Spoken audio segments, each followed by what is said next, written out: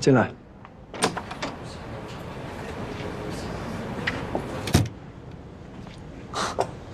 换单间了？单间有什么稀罕的？比起外面那热热闹闹大开间，这里就像个笼子一样。待久了，没准我也快瞎了笼了吧？那你干嘛把我约到这个笼子里呢？怎么了？神神秘秘的。你说蓝雅的死亡时间是6天，根据基地吉丁虫虫卵的形态来看，应该是6天。你光看虫卵的形状，就能看得出来是6天。这有什么的？看得多了，自然就有感觉了。哎，就像你们当警察的，看的坏人多了，肯定抓坏人就更有感觉。你这么肯定死亡时间是6天啊？你什么情况啊？当然是估计啊。只不过呢，我对我的估计很有信心而已。哎，对了，金陵不是已经拿回实验室做培养和比对了吗？你可以等等他的结果。我找你就是为了这事儿。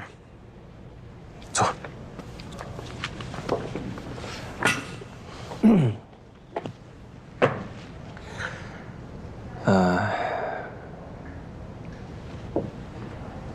怎么了？精灵他们的报告显示，死亡时间是7天。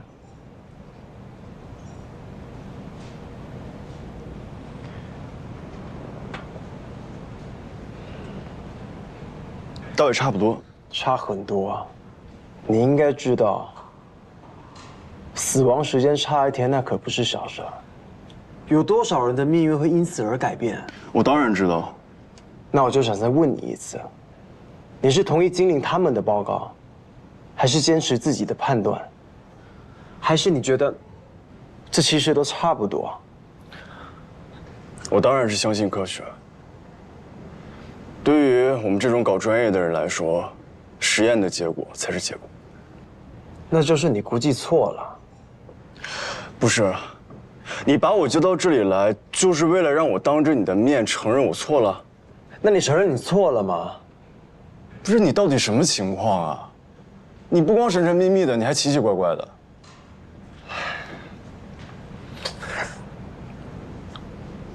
我在局里调了法医昆虫学实验室的值班报告。如果死亡的时间是6天，如果是6天，马里奥就有作案的时间。但如果是7天，马里奥就没有，因为当天他在值夜班，还有监控的记录。所以你还是在怀疑马里奥？恰恰相反，所以我才。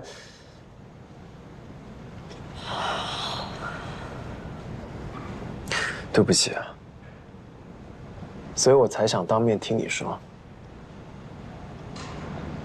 你估计错了。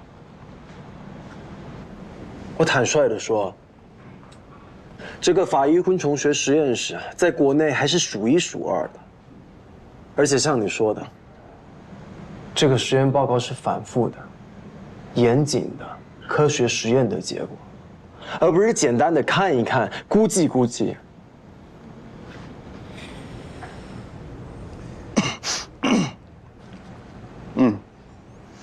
你说的对。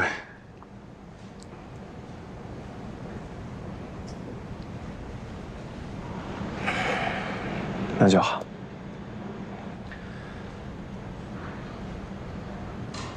对不起。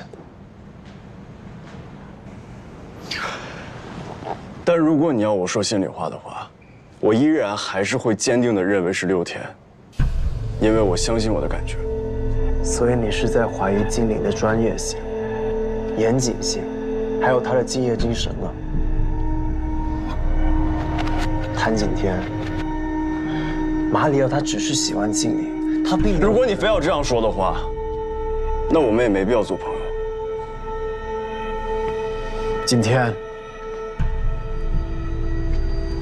但我还是那句话，根据基地吉丁虫虫卵的形态来看，应该就是6天。我不管嫌疑人是谁。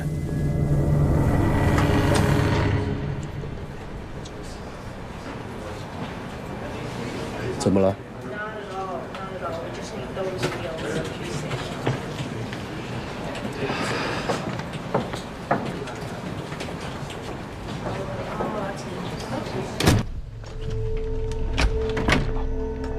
你好，你好，你好，这个就是皮林瓦的婢女，当初用毒品陷害他的人。没错，是他。他不是被关起来了吗？有钱能使鬼推磨，对吧？警长，你又不是第一天当警察了，这都不懂。这话说的，你倒成了老警察了。怎么抓到的？缉毒队的兄弟们送过来的。皮林瓦的毒品就是他提供的。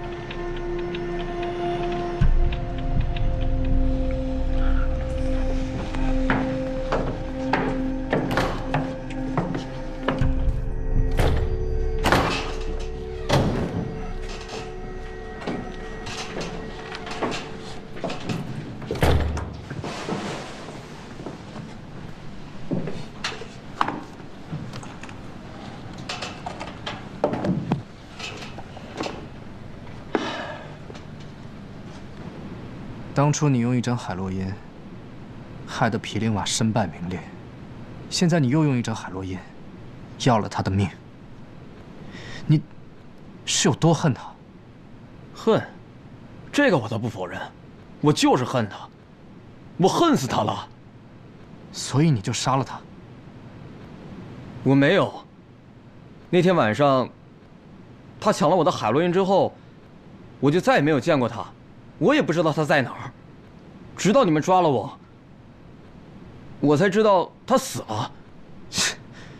骗鬼呢！一针海洛因那么值钱，你会让人就这么抢走？就算真的被抢走了，你也一样可以把他再抢回来。你会就这么放过他？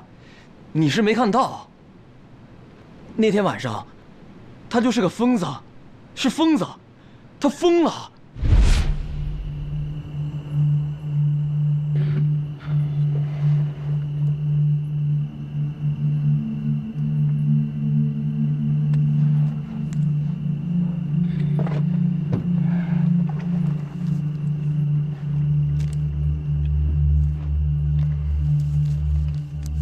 不会少你的。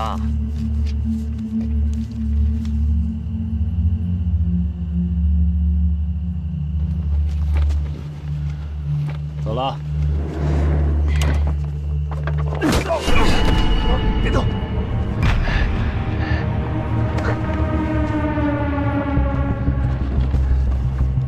不好意思，别逼我。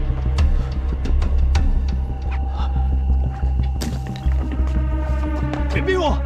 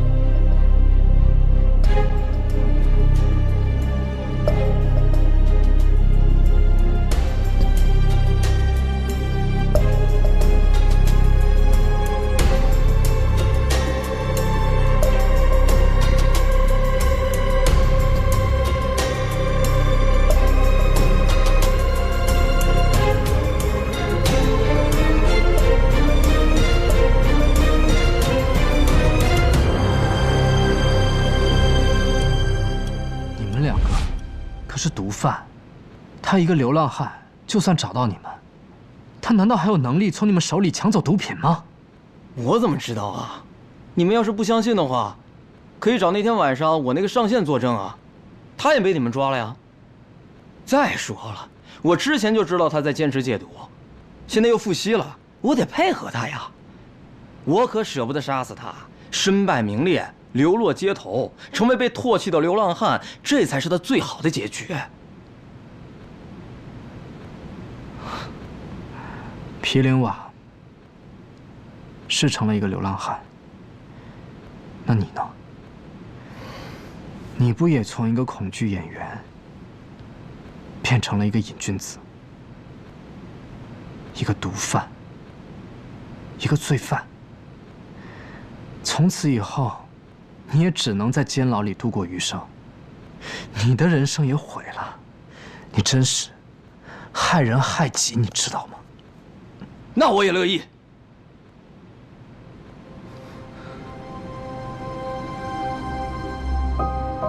我和他一起住好，我的条件你们也看到了，我哪一点比他差？我每天练功比他早起1个小时，晚回来1个小时，我每天拼命讨好所有的人，可是我一次登台的机会都没有。10年了，10年了，一次机会都没有，都是因为他，我就是要毁了他，就是要毁了他。那你就进监狱吧。你忘了，我已经出去过1次了。王八蛋！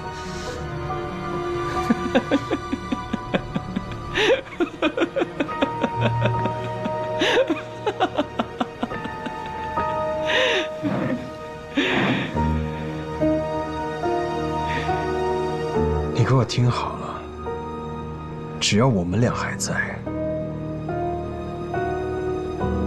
你这种人渣就别想再出来了，我发誓。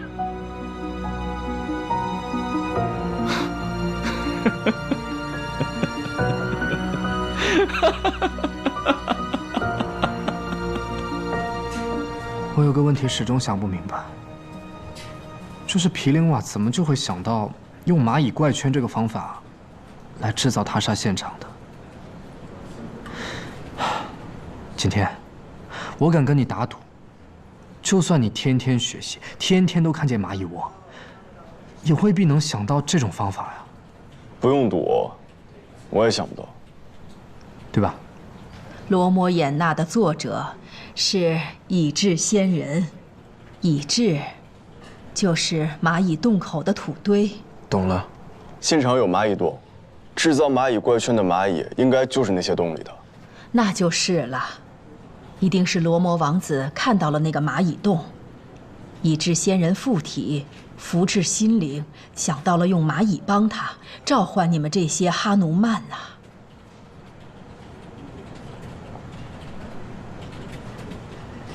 罗摩王子请哈奴曼，是为了救妻子西多。那毗陵瓦召唤我们是为了救谁啊？那就要看毗陵瓦制造这个他杀现场是为了指向谁了。说来说去，不就还是为了指向马里奥吗？之前监控里，毗陵瓦在停车场袭击马里奥，然后呢，又不惜通过自杀来制造一个他杀现场。他想用这种方式来让我们怀疑马里奥，再加上目前兰雅是毗陵瓦和马里奥唯一共同的联系人，由此可以推断，毗陵瓦一定认为是马里奥杀了兰雅，所以他才会这么做的。可如果毗陵瓦已经发现是马里奥杀了兰雅，那他完全可以拿着证据报警来找我们呀，为什么要用自杀这种惨烈的方法？那就是他手里还没有证据，或者是他其实已经报过警了，但并没有引起警方的重视。而且从他跟踪过精灵的情况来看，他也许认为马里奥和我们都是警察，是一伙的。是的，我查过了。其实之前局里确实有接到过兰雅失踪的报警，但是但是因为那是匿名的报警，所以大家也就没有理会。你又来了，你查出来了，但你就是不说。对不起啊，有件事情我也忘了说。刚才在你们审那个坏蛋的时候，我才想起来，其实吸食海洛因不光对人类有害，对昆虫的生长和发育也会有影响。金陵的师傅给我讲过一个在国内的案例，一个死者因为吸食了过量的海洛因死在了家里。当他发现他的时候，他的身上已经布满了棕尾扁马蝇。法医昆虫学专家按照惯例培养棕尾扁马蝇的蛆虫，但倒推出来的死亡时间与实际却不符。后来经过深入研究表明，是死者体内的海洛因影响到了寄生的棕尾扁马蝇的生长和发育，整整的让死亡时间提前了29个小时。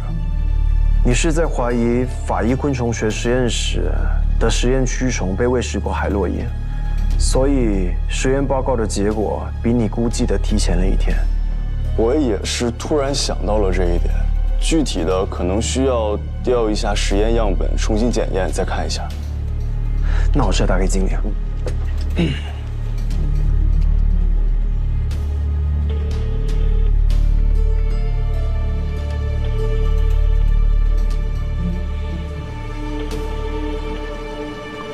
不接。警长，金陵不会有危险吧？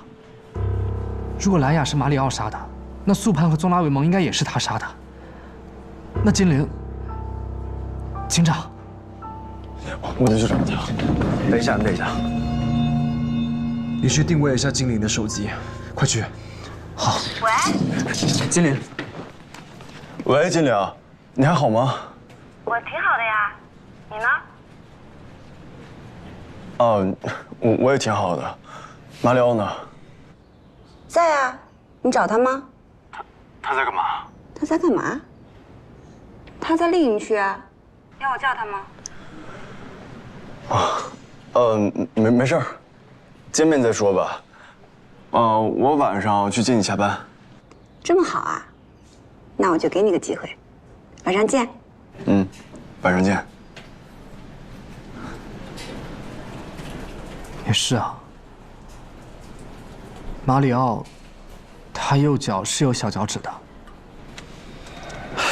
我晚上跟你一块去吧，我也争取尽快到实验室拿到样本。警长，兰雅家的搜查令下来了。早就该来了。走吧，走。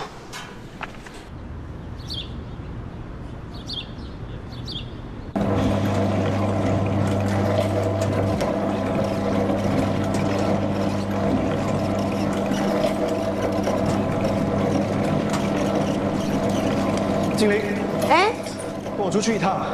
是鬼滩谷那边的警局刚来电话，应该是15年前的那具焦尸有了结果。哦，好，换个衣服，马上过来。车上等你。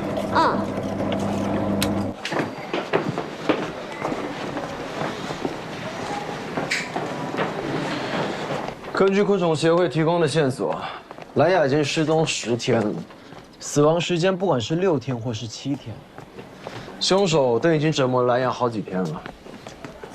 真是个变态恶魔。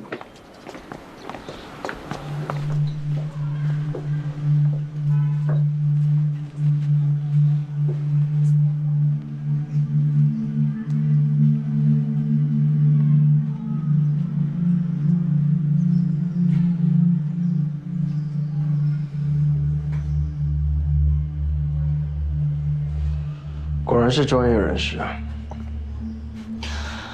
不然你以为昆虫学就是玩虫子啊？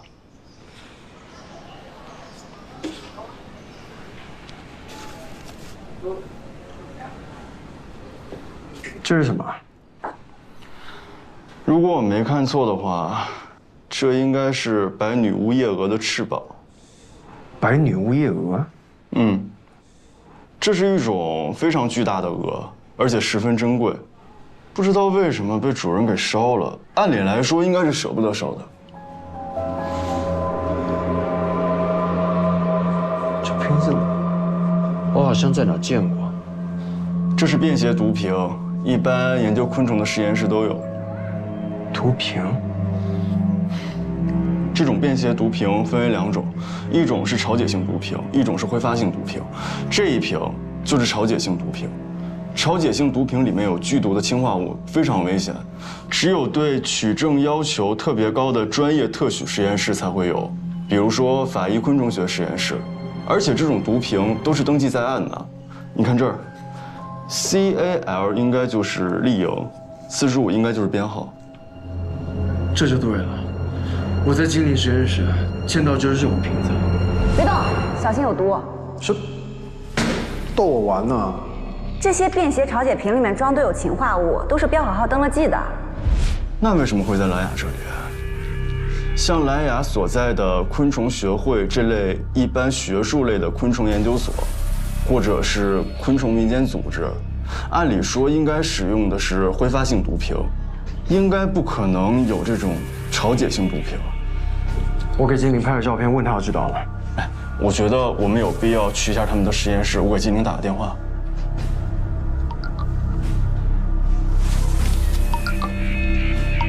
怎么了？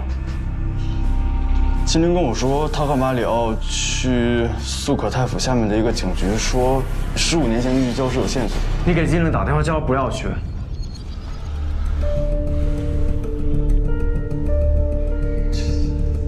打不通啊！边走边打，咱们先实验室。得，通知局里，马上定位精灵的手机，让卡通知离实验室最近的警站，让他们马上派人过去。控制现场所有的物证，快 ！OK。什么情况？我明明看到这小子右脚上是有小脚趾的，难道是我们凶手画像画错了吗？有没有可能是他给自己配了一个假的小脚趾呢？我没有入职体检吗？得，马上把马里奥从小到大所有的体检报告都给我找来。好。还有，先打给局里协调素可泰府警局，全境搜索马里奥的车。是。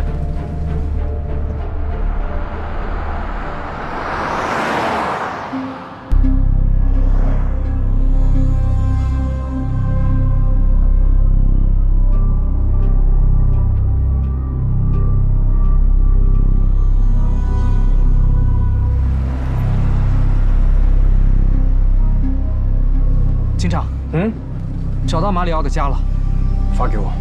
好，派几个兄弟过去警戒封锁。好，我们也过去。听你的。得。导航马里奥家，让卡他们在马里奥和精灵的实验室重点排查在兰雅家发现的实验样品。我倒是要看看马里奥是不是那么聪明。警长，在前面左转。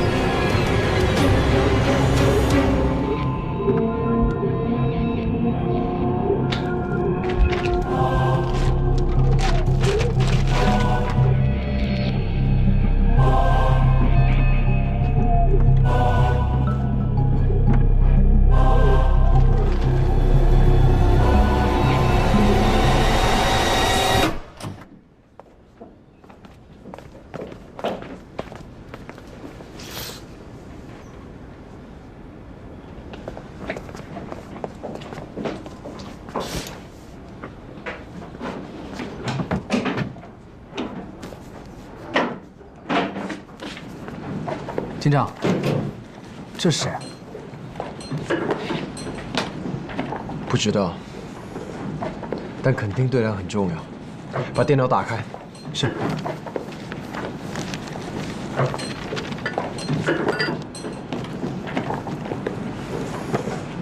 去卧室。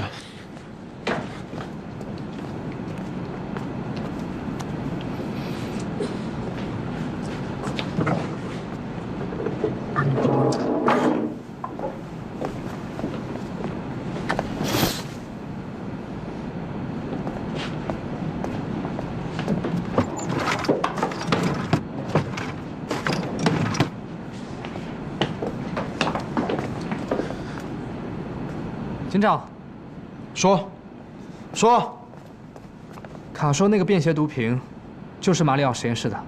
马里奥大学时期的体检报告也已经找到了，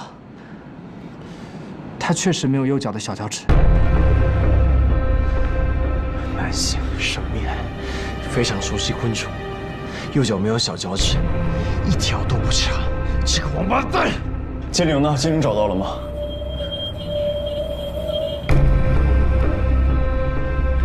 今天你放心，照片整个曼谷、苏克泰夫，我都会把精灵给找出来。走，来。哎，等一下。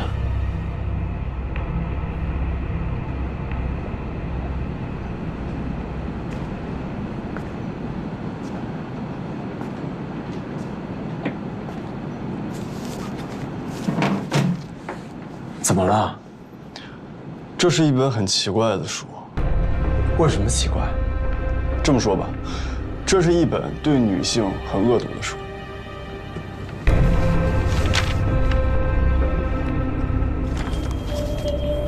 蓝雅，尸体被烧焦，捆住双臂，胳膊会被直接扯断。蓝雅就这么死的？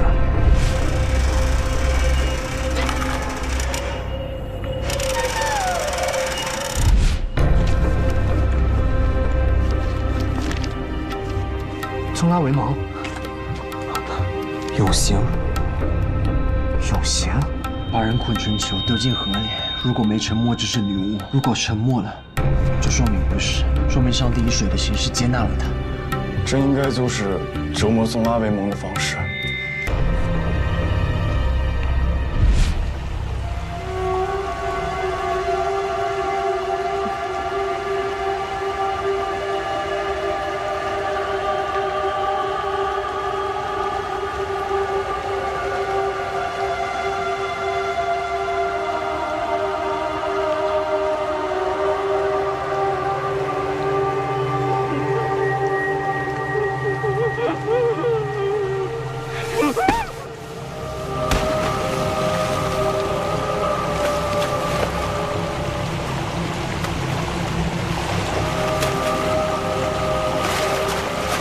警长，所以他的鼻腔里会有水草。那这个应该就是折磨苏潘的。隔离囚禁，环境阴暗潮湿，不给食物。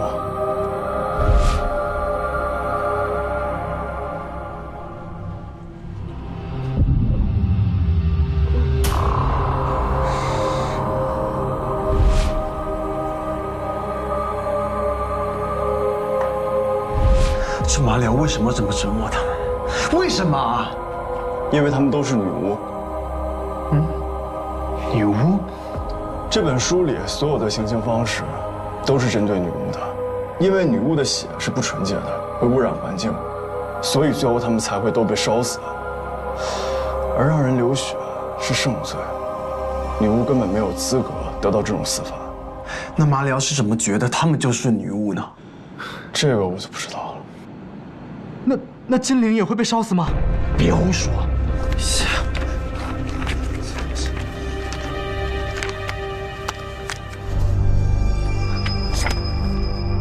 精灵，他会怎么折磨精灵？他会带精灵去哪儿？将他丢到大水桶里，让他不停地喝水，不停地喝水。如果不喝的话，就让他淹死。大水桶。这哪有大水桶？可以装下人的水桶。等等，给局里打电话，查曼谷和苏可泰夫地区所有的水厂、酒厂，还有发电厂。走，快！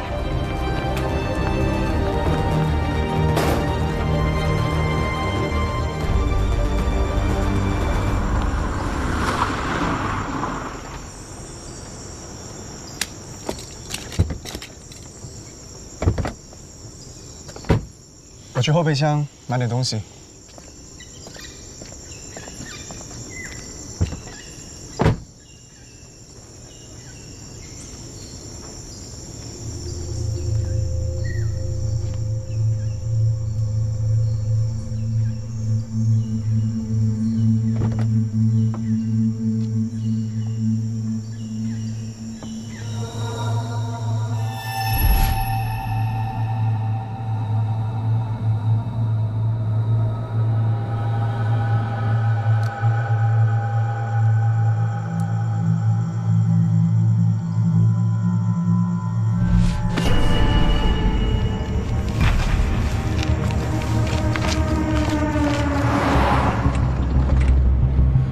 所有的化工厂、水泥厂、橡胶厂，凡是有大型蓄水设备的地方都给我查。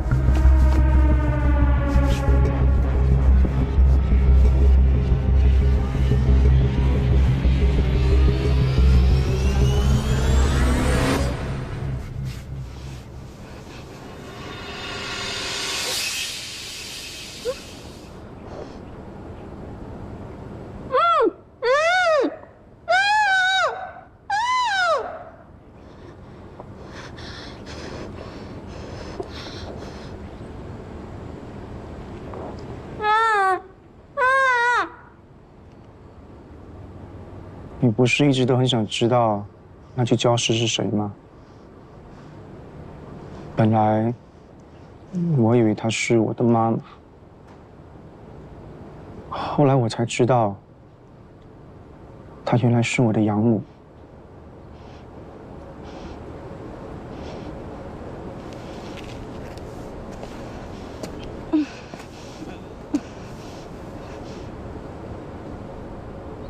记得我7岁的那年夏天，他突然开始摸上了我的床。我知道那是不正常的，我想要拒绝。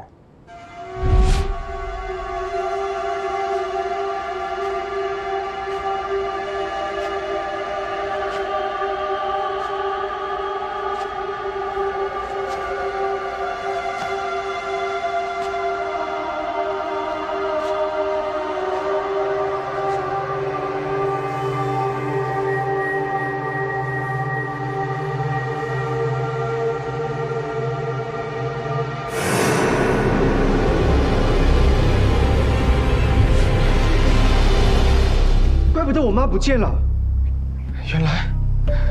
原来她是个女巫，她偷走了我妈。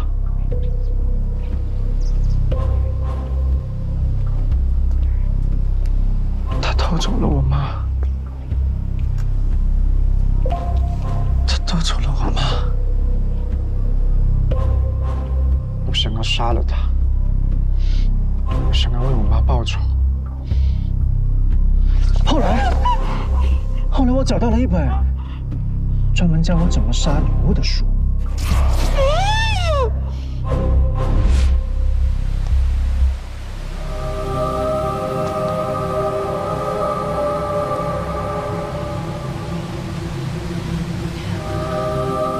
马良，你到底把我母亲藏在了哪里？告诉我，我会给你东西吃。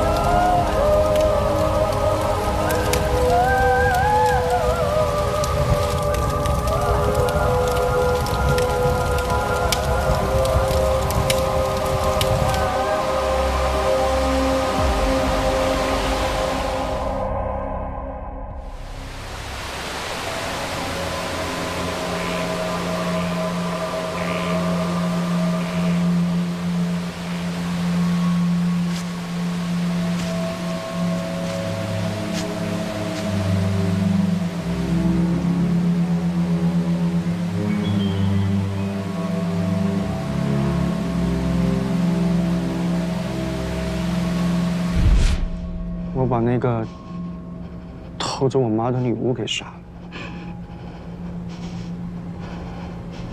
但是我妈并没有回来。从此之后，我不敢接近任何人，生怕你们都会把他们给偷走。直到我遇上了钟拉维蒙，她长得好像我妈，好美，好美。我爱上了她，跟她在一起的日子真的很美好。我以为你们放过了我。可是没有，你们不但偷走了他，还偷走了书本，偷走了蓝牙，现在还偷走了精灵。为什么这样子对我？你们为什么可以放过我？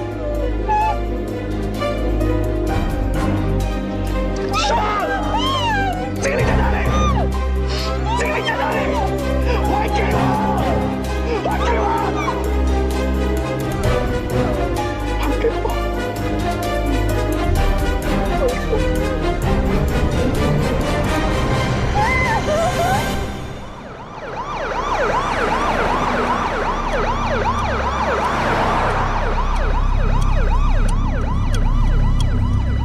刚发现一个不久前才废弃的水泥厂，那儿有一个大水罐，位置就在你们西南方7公里的沙勒旺镇上。定位我已经发给德了，我们继续走其他地方。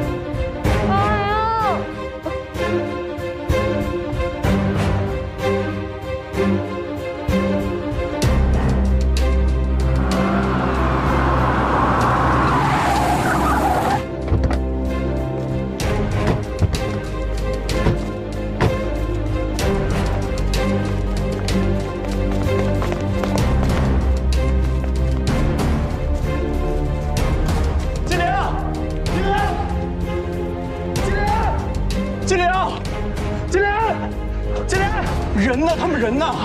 接着跟我走，走。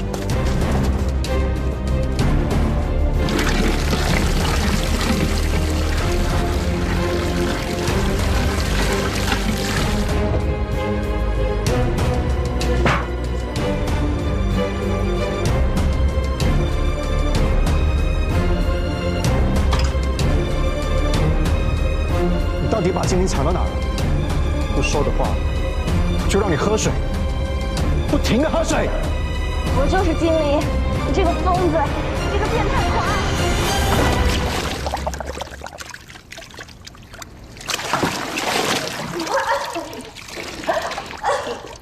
我再给你一次机会，说不说？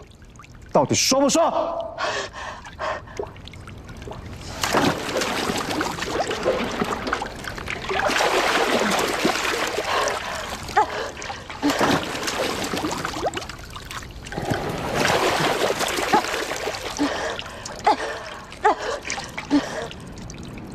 不知道，这里啊！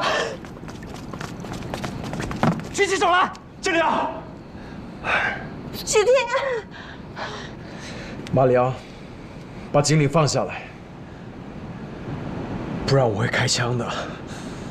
放了他！你们有没有搞错啊？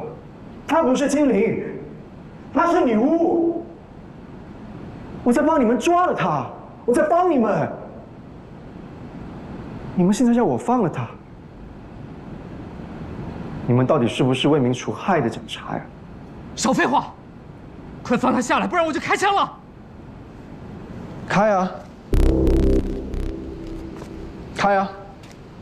往这里开，一枪打爆这个火油桶，把它烧了，省得我点火。马里奥，马里奥，你知不知道你在做什么？啊？她是精灵啊，她不是女巫，她是精灵。她不是，她不是，她不是，她不是精灵，她是女巫。她在欺骗我们，她把精灵藏起来了。我在审问她，你们看不出来吗？我再说一次。她不是精灵，她是女巫。她不是，她是。马里奥，闭嘴！好，你们说她是精灵，不是女巫，证明给我看。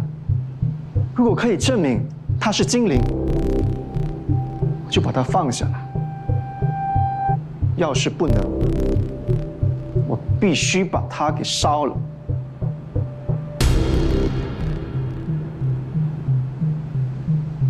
来啊，证明给我看呢。你们无法证明，因为她根本就不是精灵，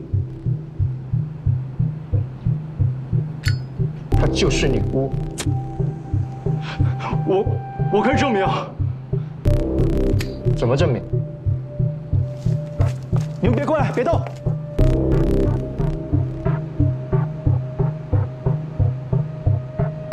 你把他放下来，我替他。替他？为什么？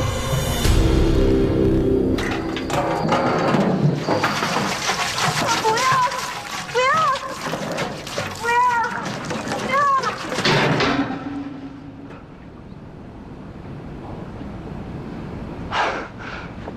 因为她不是女巫，她是我的爱人，她是精灵。不可能！不可能！不可能！不可能！你这个可怜虫，你知道什么？你把它放下来。为什么？为什么？把它放下来！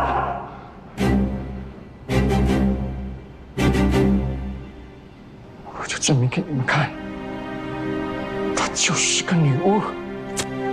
呀！你为什么帮女巫？为什么帮女巫？放手！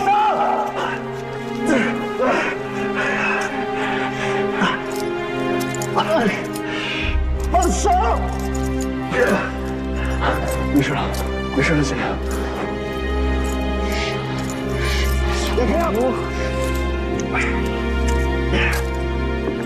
咱们过去放绳子，快！没事了，没事。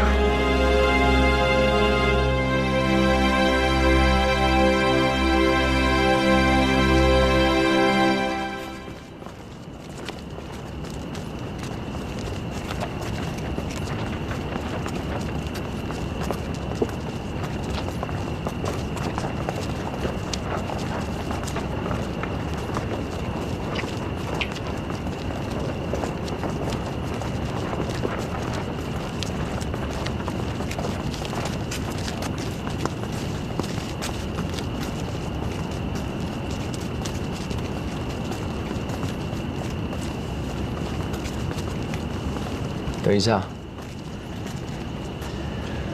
看到你两张，我还真的相信爱情了。请问你都经历了些什么？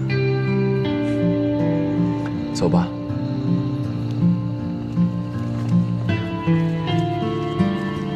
小心哦。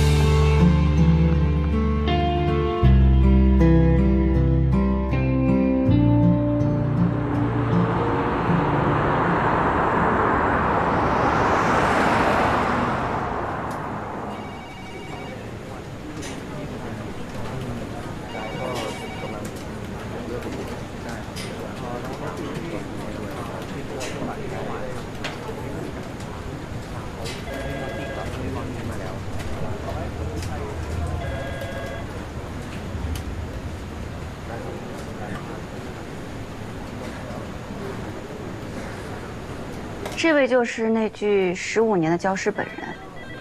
嗯，也就是马里奥的养母，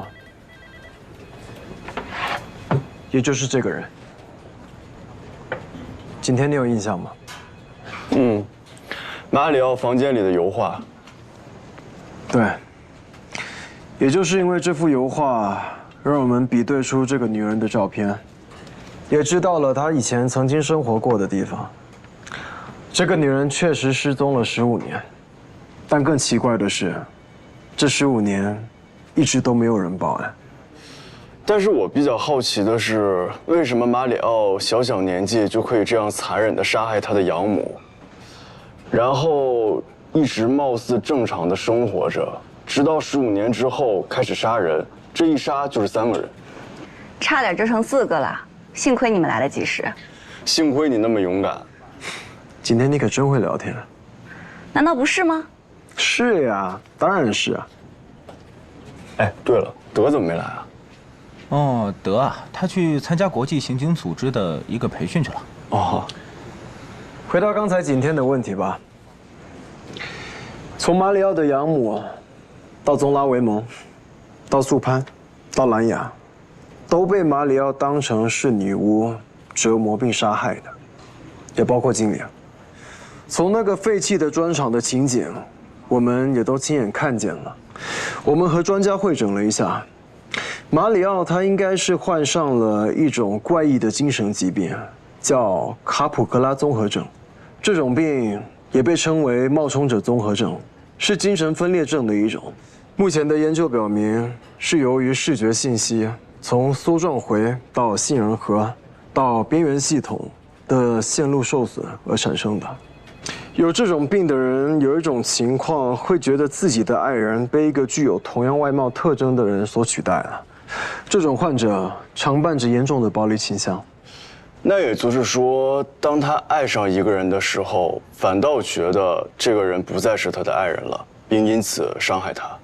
应该是，这种病很罕见，现在也没有深入的研究。怪不得他说为什么他爱上的人都变成了女巫。那天在砖厂，他对我说过，他杀害他的养母之后，很久都不敢亲近别的女人，生怕女巫会找上他。直到15年之后，他遇上了宗拉维蒙，并爱上了他。怎么了？哎，你们觉得这几位女性，包括金玲，有没有什么共同点啊？都很漂亮，也包括金玲。没错，并且都是高个子、鹅蛋脸、长发披肩。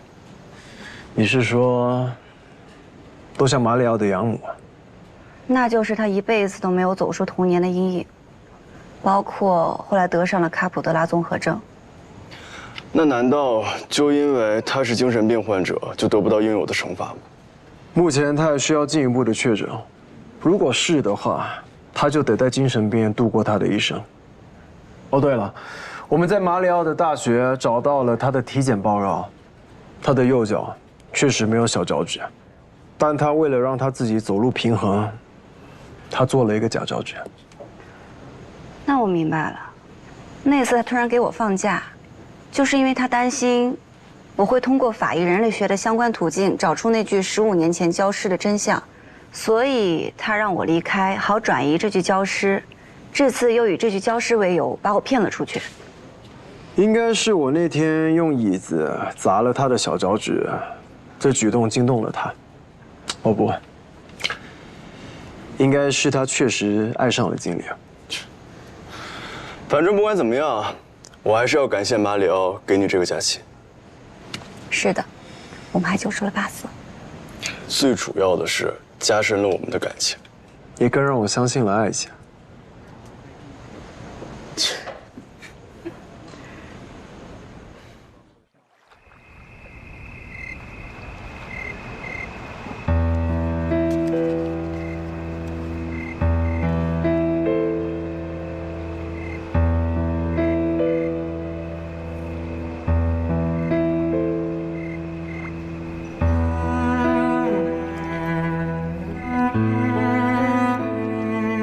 是我们对不起皮林瓦。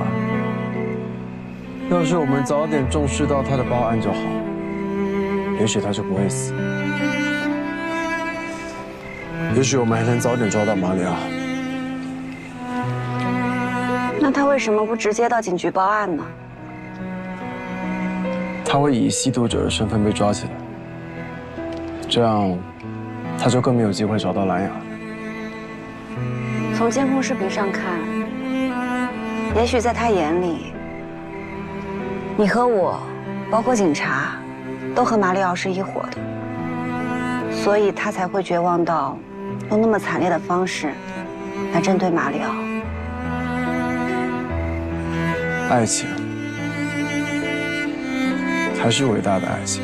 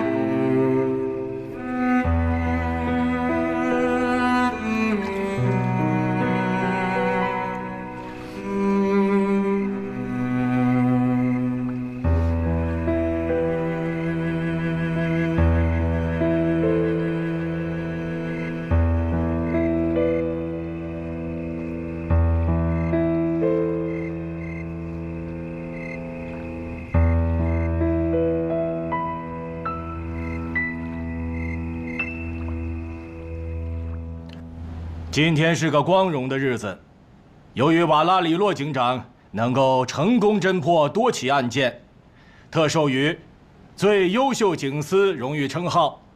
瓦拉里洛皇家警长出列，接受荣誉。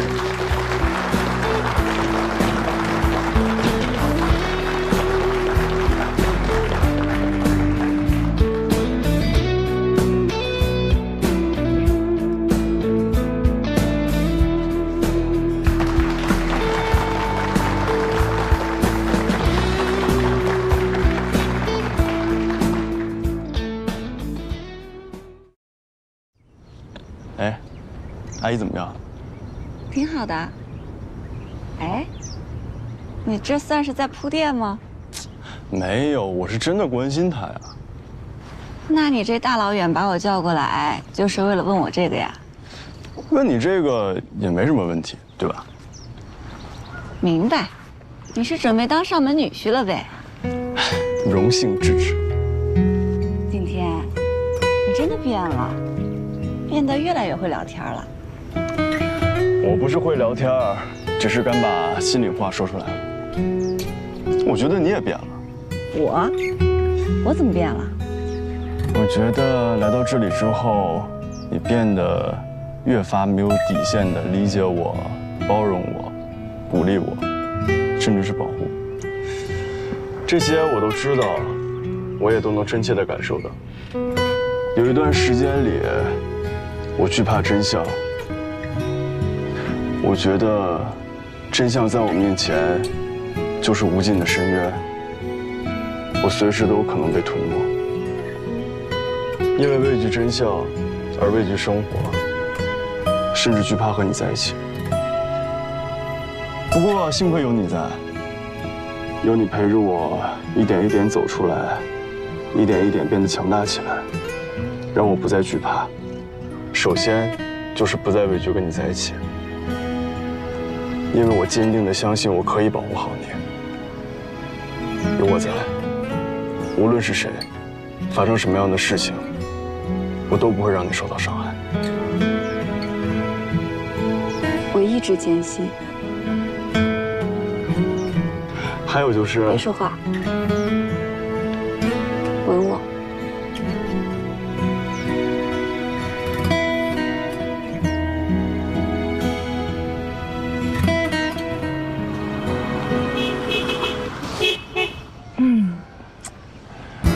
怎么我们到哪里他都能找到？不好意思啊，经理，又有新的案子了，给你借几天用一下。没办法，有正事儿，你去吧。我现在自己路上注意安全啊。嗯，好了。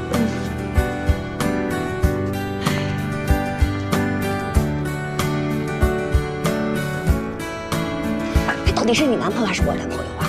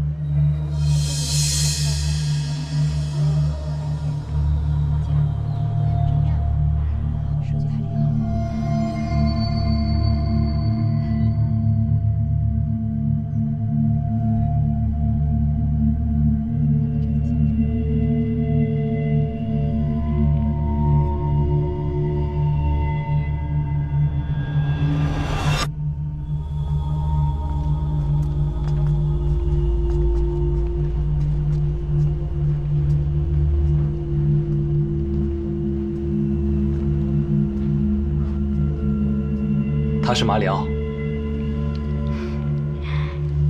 马里奥，该吃糖啦。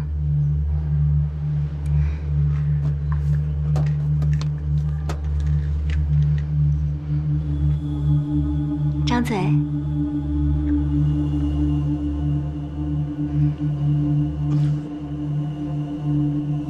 来，张。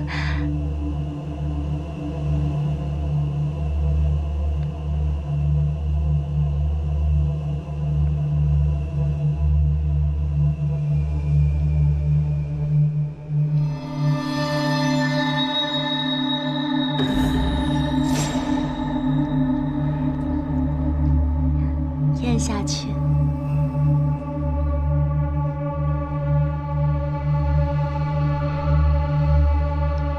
把舌头抬起来，